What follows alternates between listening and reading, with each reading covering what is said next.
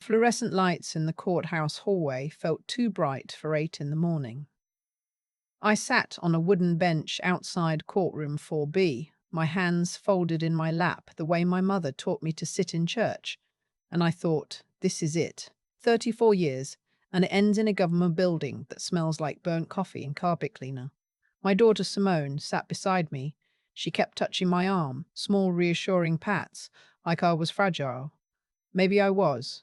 I hadn't slept more than 3 hours the night before, lying in the guest room of her house in Oakville, staring at the ceiling and listening to the highway noise outside. My name is Louise. I'm 63 years old.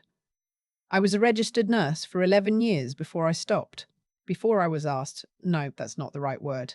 Before I was worn down until stopping felt like my own idea. His name was Clifford. We met at a church potluck in Burlington in 1989. He was charming in the way that some men are charming. Loudly, confidently, in a way that fills a room and makes you feel lucky to be noticed.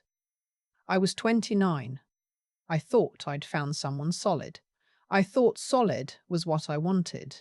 We got married the following spring, and for the first few years, things were fine. Not the love story I'd imagined, but fine. He worked in commercial real estate. I worked shifts at the hospital. We bought a house in Hamilton, a semi-detached on a quiet street with a maple tree in the front yard that turned brilliant orange every October. Then I got pregnant with Simone, and something shifted. It wasn't dramatic. That's the thing nobody tells you. It wasn't one moment where he became a different person. It was gradual, like water wearing down stone. He started commenting on my schedule. The night shifts were too much, he said. I looked tired all the time. The house wasn't being kept up properly. It wasn't a fight.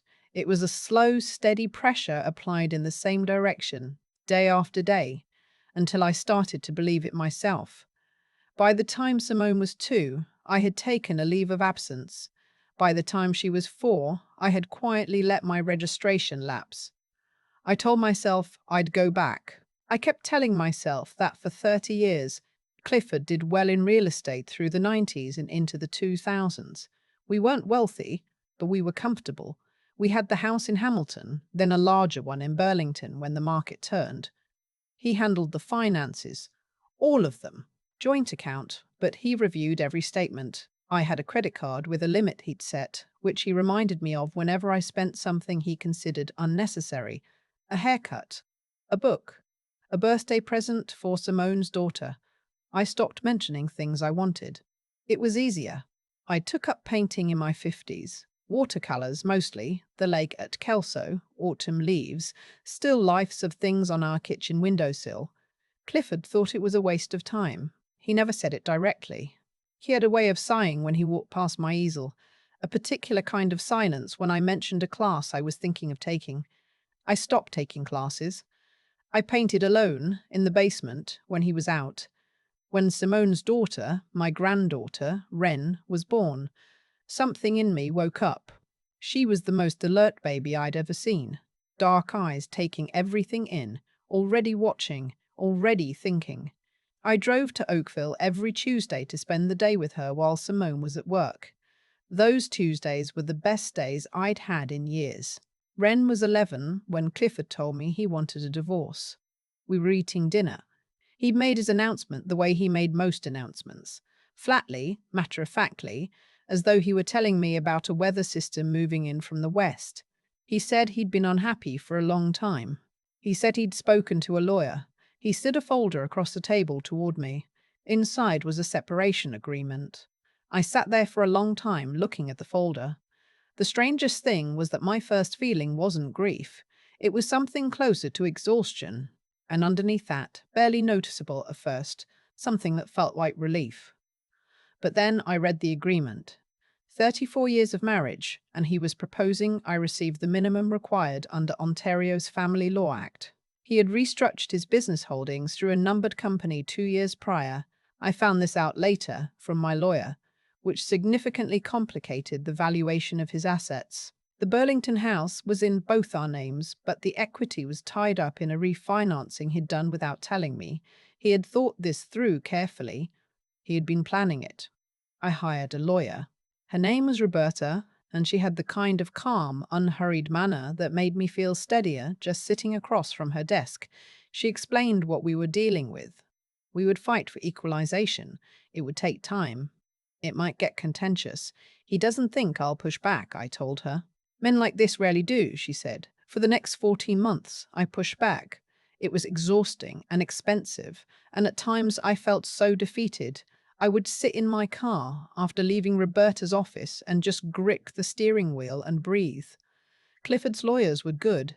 They delayed. They filed motions. They questioned the value of assets I'd contributed to and dismissed the value of the 34 years I'd spent managing a household, raising a daughter, supporting his career moves, relocating twice when he needed to be closer to his developments. The hearing was scheduled for a Thursday in March. I remember that morning clearly. Simone drove me. We didn't talk much in the car. She had her hands at 10 and 2 the whole way, focused, and I watched the bare trees along the QEW and thought about everything I should have said in the past 3 decades and didn't. Wren was 12 by then.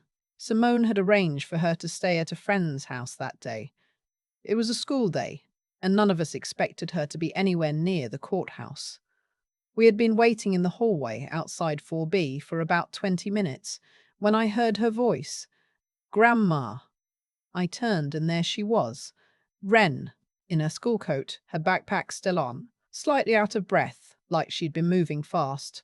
Standing in the middle of a courthouse hallway at 8:40 in the morning on a Thursday when she was supposed to be in science class in Oakville, Simone stood up immediately. "Wren, what? How did you get here?"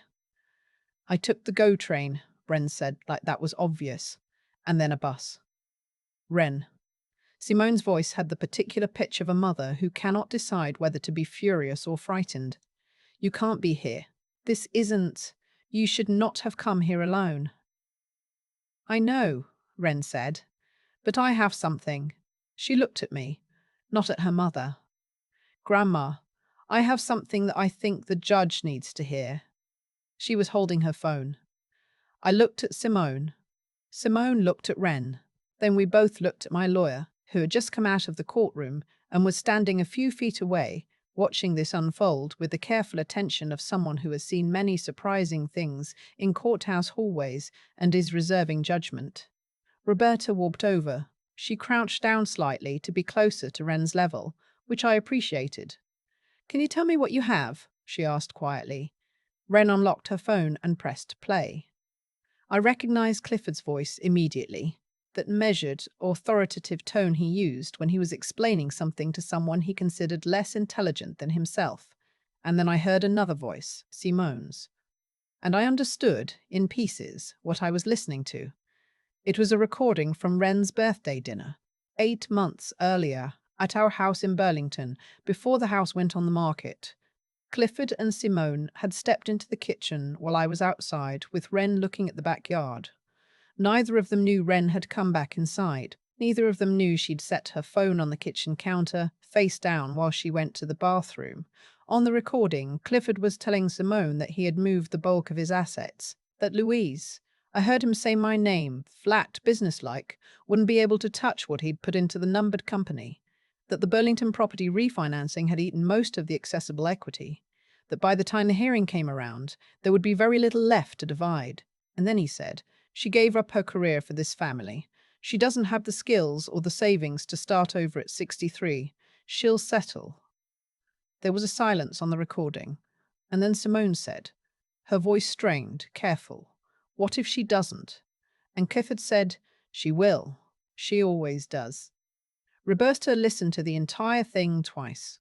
She asked Wren several questions in a low, even voice when the dinner had occurred, who was present, how the recording had been made. Then she stood up, looked at me for a moment, and said, "Give me a few minutes."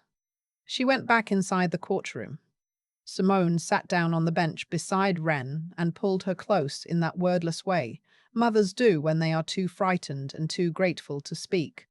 I sat on Wren's other side. The hallway hummed with the distant sound of people and bureaucracy, and I put my arm around my granddaughter and felt her lean her head against my shoulder. "You took the GO train alone," I said quietly. "It wasn't that far," Wren said. "You shouldn't have done that." "I know," she said. I'm sorry. A pause. Are you mad? I thought about it honestly. No, I said. I'm not mad. Roberta came back out 12 minutes later. Behind her was a court officer, and behind him was Clifford's lawyer, a tall man in a grey suit who had spent the past 14 months being very confident. He was not very confident now. He looked like a man who had just been shown something that required him to entirely reassemble his approach. There's going to be a brief delay in proceedings, Roberta said to me. The other side has requested time to consult. I looked past her at Clifford's lawyer. He was already on his phone, turned away from us, speaking quietly and urgently to someone. What does that mean? I asked. Roberta allowed herself a small, measured smile, the first one I had seen from her in 14 months. It means, she said, that the conversation has changed. What followed was not a dramatic courtroom scene. Real life rarely is. There was no moment where a judge pounded a gavel and delivered a speech. What happened was a series of quiet, tense discussions in hallways and small rooms, then a recess, then more discussions. Clifford's lawyer made a phone call, then another. Clifford himself arrived. I saw him in the hallway briefly, and we looked at each other across the distance of 34 years, and he looked away first. By early afternoon, there was a new offer on the table. Roberta and I sat in a small room off the hallway, and she walked me through it. The numbered company's assets were now being included in the equalization calculation. The Burlington property refinancing would be contested. There was acknowledgement, implicit, not stated directly, the way these things often work, that the original separation agreement had been structured to disadvantage me. The new offer was substantially different from the first one. I asked Roberta to give me a few minutes alone. She stepped out, and I sat there in that small room with its one window looking out at the grey March sky over Hamilton, and I tried to feel whatever I was supposed to feel. Vindicated, maybe. Relieved. Angry, still. Underneath everything, mostly I felt tired. And underneath the tired, that thing I'd felt the night he slid the folder across the dinner table. That small, persistent feeling of being released from something. I signed the revised agreement that afternoon. The drive back to Oakville was quieter than the drive in. Wren fell asleep in the back seat, her face pressed against the window, her backpack still on her lap. Simone drove, and after a while she said, without looking at me, she didn't tell me she had that recording. I didn't know. I know you didn't, I said. She's been carrying that around for 8 months. I know. Simone was quiet for a moment. Then she got on a GO train alone to come and give it to you. I looked out the window at the highway, the bare trees, the grey sky. Yeah, I said. She did. The maple in the front yard of the Hamilton house had already been photographed for the real estate listing. The Burlington house sold in April. I found a one-bedroom apartment in Dundas, on the second floor of a Victorian house, with a bay window that gets the afternoon light. I bought a new easel. I bought good brushes, not the cheap ones I'd been buying for 30 years out of some habit of making myself small. I found out I could reactivate my nursing registration through the CNO if I completed a refresher program. Simone looked it up for me, actually. She found a bridging program at Mohawk College, part-time, designed for nurses returning to practice after a gap. I've been thinking about it, some days more seriously than others. What I do know is this: I'm painting again, really painting, not in a basement, not between other people's schedules. I have a small group of women I've started meeting with on Saturday mornings at the Dundas Library, a watercolor circle that one of them organized. We bring coffee and set up our easels near the windows, and we paint and we talk, and sometimes we don't talk. And those mornings feel more like myself than anything I've felt in a long time. Wren comes to visit on some Saturdays. She sits beside me and she's learning to mix colours. And she asks very good questions. And I think about the girl she's going to become. This girl who, at 12 years old, got on a commuter train alone and walked into a courthouse because she decided that what was happening was not right. I never asked her what made her do it. I asked her once how she knew the recording mattered, whether she understood what was on it. She shrugged in that way. 12-year-old shrug, like the question barely needs answering. Grandpa said you'd settle, she said, because you always do. She looked at me steadily. I didn't think that was true. I'm divorced. I'm 63 years old, and I live alone in a second-floor apartment in Dundas, with a bay window and an easel and a box of brushes I bought for myself. Some mornings, I make coffee and stand at the window and watch the light change on the street below, and I think about the woman I was before, the nurse who worked pediatrics, who wanted to travel, who had a whole life before someone else's idea of a life was handed to her, and she quietly accepted it. I'm not angry at her, that younger woman. She did what she knew how to do. She survived, but I'm not her anymore. I keep thinking about something Wren said on the GO train platform after everything was done. She didn't say she was proud of herself. She didn't say she was glad it worked out. She just said she didn't think it was true, what Clifford said about me, that I always give up. A 12-year-old saw something I had stopped seeing in myself. That's the part I sit with, not the courtroom, not the revised agreement, not even the relief of it all. It's that a child paid attention when I had stopped paying attention to my own life. She noticed the pattern before I named it. She understood, without anyone explaining it to her, that what was happening was wrong, and she decided, quietly and on her own, that she was going to do something about it. She got up early. She packed her bag. She took a train. There's something in it I think about when I'm standing at my easel on a Saturday morning. The light comes through the bay window at a particular angle in late spring, and I mix colours I used to be too careful to use. Deep cadmium, burnt sienna, that specific blue that's almost grey, and I think about what it actually takes to change the direction of your life. It isn't one decision. It isn't one dramatic moment in a courthouse hallway. It's smaller than that. It's choosing, over and over, to act on what you know to be true, rather than what you've been told is practical. Wren acted on what she knew. She had the integrity to do it, even when no one asked her to, even when it would have been much easier to stay in science class and let adults sort out adult problems. That kind of moral clarity, the simple understanding that you owe people the truth, especially people you love, isn't something you can teach directly. It grows in children who are watching, who are paying attention, who see how the people around them treat each other and form their own quiet conclusions. I didn't have that clarity in my 30s or my 50s or my 50s. I had practicality. I had endurance. I told myself those were the same thing. They're not. Endurance without direction is just staying in place and calling it survival, what Roberta did.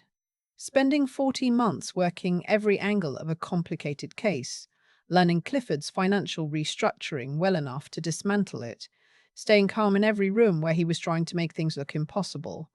That was a different kind of intelligence, the kind that doesn't announce itself, the kind that builds a case slowly, carefully, without tipping its hand until the moment is right. I had those things too, once, before they got quiet. Before I convinced myself that keeping the peace was worth more than knowing my own mind, unlearning them again, slowly, some days more easily than others. The apartment in Dundas is smaller than any place I've lived in since my 20s, and some mornings that smallness feels like freedom. I make my own coffee. I paint what I want. I'm looking into the Mohawk bridging program again. I requested the information package last week, and it's sitting on my kitchen table, and I look at it every morning, and some days I think yes, and some days I think maybe, and both of those feel better than never. Wren comes on Saturdays. She's learning to let the water do some of the work, which is harder than it sounds. So am I.